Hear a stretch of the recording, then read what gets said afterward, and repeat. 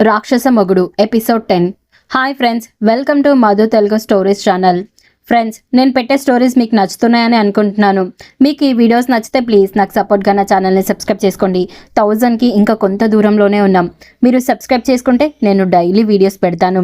అలాగే ఈ వీడియో మీద మీ అభిప్రాయాన్ని కామెంట్ బాక్స్లో తప్పకుండా నాకు తెలియజేయండి. ముందుగా ఈ వీడియోకి అయితే ఒక లైక్ అయితే వేసుకోండి. సో ఇంకా స్టోరీలోకి వెళ్ళిపోదాం. ఎమర్జెన్సీ ట్రిప్ ఎంత త్వరగా అయితే అంత త్వరగా చేయండి అని ఫోన్ పెట్టేసి మళ్ళీ మ్యాగజైన్ చేతిలోకి తీసుకున్నాడు ఆనంద్. ఒక్క క్షణం అటు ఇటు తిప్పి టీపై మీదకు విసిరి కొట్టాడు బుక్కును. ఆ గదిలో మౌనమే చోటు చేసుకుంది. దాన్ని భగ్నం చేస్తూ ఫోన్ మోగింది. Hello, okay okay thank you అని ఫోన్ పెట్టేశాడు ఆనంద్. నీకు రేపు మార్నింగ్ 6 గంటలకే ఫ్లైట్ అని చెప్పేసి వెళ్ళిపోయాడు ఆనంద్. అత్తగారు జగదాంబ గదిలోకి వెళ్ళింది మానస కంగారుగా. ఇప్పుడే చెప్పకపోతే ఆమె నిద్రపోతుంది. ఉదయం అంతా వేకువనే ఆవిడకు చెప్పిన మర్యాద కాదు. టీవీ చూస్తున్న జగదాంబ మానసను చూసి రామ్మ దక్షయజ్ఞం చూపిస్తున్నాడు అని టీవీలో నిమగ్నమైంది. సీరియల్ అయ్యే వరకు మానస అక్కడే కూర్చుంది. ఆ తర్వాత కోడల్ని పరిశీలనగా చూసి, ఏమిటమ్మా అలా ఉన్నావేం, ఒంట్లో బాగాలేదా, నీకు ఈ మధ్య పని ఎక్కువైపోతుంది, సరైన పని మనిషి లేక అని విచారంగా అందావిడ. అది కాదత్తయ్య, ఊరు వెళ్దాం అనుకుంటున్నాను, 4 రోజులలో వచ్చేస్తాను అని గబగబా చెప్పేసి హమ్మయ్య అనుకుంది మానస.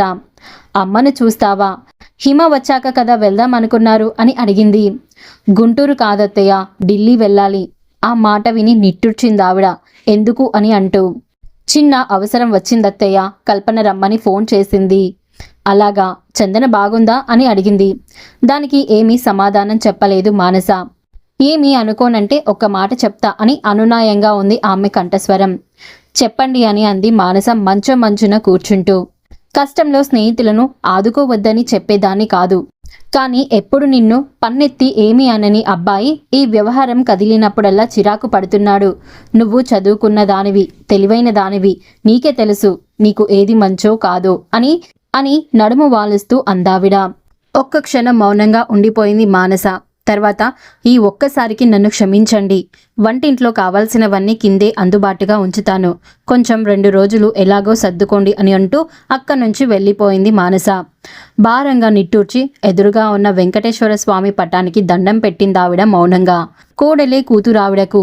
ఆమె ఒక్క కూతురు అమెరికాలో ఉంది. 2 ఏళ్లకో 3 ఏళ్లకో వచ్చి వెళ్తూ ఉంటారు. మానస కూడా ఆవిడను అలాగే చూసుకుంటుంది కూతుర్లా. అందుకే ఇంత బాధ. అలారం పెట్టుకొని 3 గంటలకే లేచిన మానస గబగబా టిఫిన్, కాఫీ తయారు చేసి హాట్ ప్యాక్లో ఫ్లాస్కులో సర్దింది. 2-3 రకాల కూరలు, పచ్చళ్ళు, సాంబారు చేసింది. ఆ పూటకు సరిపడా టేబుల్పై ఉంచి మిగిలినవి ఫ్రిడ్జ్లో ఉంచింది. అన్నీ ఆనంద్కు చూపించింది.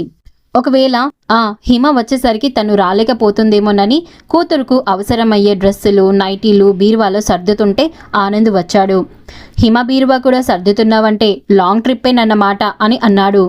అయ్యో కాదండి, ఎందుకైనా మంచిదని, ఒకవేళ నేను రాలేకపోయినా అది ఇబ్బంది పడకూడదని అని అంది.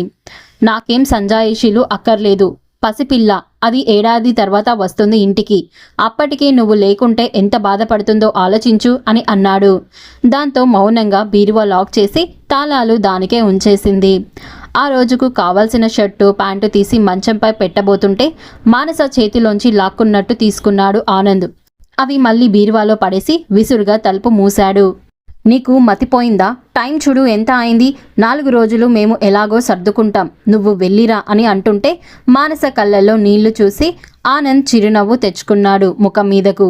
అది చూసి నమ్మలేకపోయింది మానస.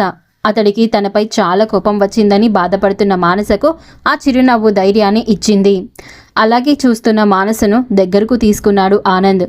అతడి కళ్ళల్లో సన్నటి నీటి పొర. తొందరగా వచ్చేయమను, నువ్వు లేకుండా నేను అస్సలు ఉండలేను అని పసిపిల్లాడిలా చెప్తున్న అతడిని చుట్టేసి, అలాగే నేను కూడా మిమ్మల్ని వదిలి బ్రతకలేను ఆనంద్ అని అంది మానస. ఇక ఆ తర్వాత ఎయిర్పోర్టుకు అఖిల్తో కలిసి వచ్చిన తరుణ్ మానస కనిపించగాని అదిగో ఆంటీ అని అంటూ అరిచాడు. అరుపు విని తరుణ్ను దగ్గరకు తీసుకొని ముద్దాడింది మానస. అఖిల్ వైపు చూస్తూ, మీరు కల్పన బ్రదర్ కదూ అని అంది మానస పలకరింపుగా. అవునండి, ప్రయాణం బాగా జరిగిందా అని అడిగాడు. ఎంతండి, అక్కడ ఎక్కి ఇక్కడ దిగాను అని అంది చిరునవ్వుతో మానస. ఆంటీ, మీరు లేనప్పుడు జిమ్మికి పాలు ఎవరు తాగిస్తారు అని దిగులుగా అడిగాడు తరుణ్. నువ్వు జిమ్మిని మర్చిపోలేదా? నాన్నమ్మ గారు పోస్తారు పాలు అని అంది. కారు ఆగగానే ఎదురొచ్చి మానస చేతులు పట్టుకుంది కల్పన. మానసను చూడగానే ఆమె గుండె బరువు తగ్గింది. ఇద్దరి కళ్ళల్లోనూ మెరుస్తున్న తడిని చూసి స్నేహం అంటే ఇది అని అనుకున్నాడు అఖిల్. బంగారి వచ్చి అఖిల్ చేతిలో అట్టపెట్టను అందుకుంది. ఇల్లంతా నిశ్శబ్దంగా ఉంది. చందన ఎక్కడా అని నెమ్మదిగా అడిగింది మానస. మైల్డ్ సెడేషన్తో నిద్రపోయింది అని అంది కల్పన. వెంటనే చందన చూడడానికి సంశయించింది మానస. సేఫ్గా రీచ్ అయ్యానని మానస మొబైల్లో ఆనంద్కు చెప్పింది. కళ్ళు మూసుకొని అటు తిరిగి పడుకుని ఉంది చందన. చందన నిద్రపోవటం లేదని గమనించి ఆమె భుజంపై చెయ్యి వేసింది మానస. నువ్వు ఆస్పత్రికి వెళ్ళు, పడుకుంటానులే అని అంది చందన కల్పన అనుకొని. అప్పుడే చందు అని పిలిచింది మానస. ఉలిక్కిపడి వెనుతిరిగి చూసిన చందనకు నోట మాట రాలేదు. మను, నువ్వా అని అంది. ఒక్కసారిగా వెనుతిరిగి మానస చేతులలో ముఖం దాచేసుకుంది. చందు, మమ్మల్ని ఏం చేద్దామని అలాంటి పని తలపెట్టావు అని తల నిమురుతూ గాద్గద స్వరంతో అంది మానస. నెమ్మదిగా లేచి కూర్చుంది చందన. నా కోసం ఇంత దూరం పరిగెత్తుకొచ్చావా?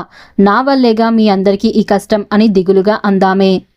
ఏం పర్వాలేదు, నీ ఆరోగ్యం పాడైతే పసివాడి తరుణ్ ఏమి అవ్వాలి చెప్పు అని చందన చేతి గాజులను అటు ఇటు జరుపుతూ అడిగింది మానస. బంగారి ముగ్గురికి కాఫీ అందించింది. నోటి దగ్గరైనా పెట్టుకోకుండానే బాత్రూంలోకి పరిగెత్తింది చందన. ఆమె వాంతి చేసుకోవడం తెలుస్తుంది. మానస ముఖంలో ఆందోళన చూసి నెమ్మదిగా చెప్పింది కల్పన. మార్నింగ్ సిక్నెస్ అని అంది. అక్క అని అఖిల్ పిలుపుకు లేచి వెళ్ళింది కల్పన. ఆఫీస్కు వెళ్తున్నాను, తరుణ్ను నాతో తీసుకెళ్తున్నాను అని చెప్పాడు. సరే అంది కల్పన. తరుణ్ పేరు వినబడడంతో ఏమిటని అడిగింది చందన. తరుణ్ అఖిల్తో వెళ్తున్నాడు, లంచ్ టైంకు వచ్చేస్తారట అని చెప్పింది కల్పన. బంగారి, ఫ్రంట్ డోర్ వేసిరా అని అంటూ కిచెన్ వైపు ఓ కేక వేసింది కల్పన.